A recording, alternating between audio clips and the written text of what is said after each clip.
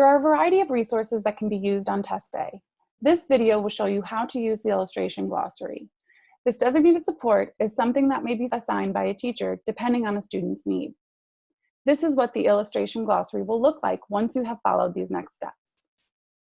When the glossary is turned on before you start your test, you will notice that certain words or phrases highlight when the cursor hovers over them. This means they are words or phrases that have an Illustration Glossary available.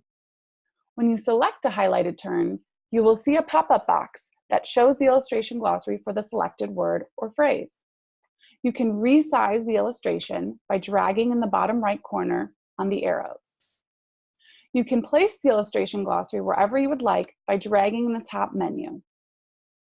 To close the glossary tool, select the X in the upper right-hand corner. Note that different devices may require different actions in order to make these selections. Thanks for watching.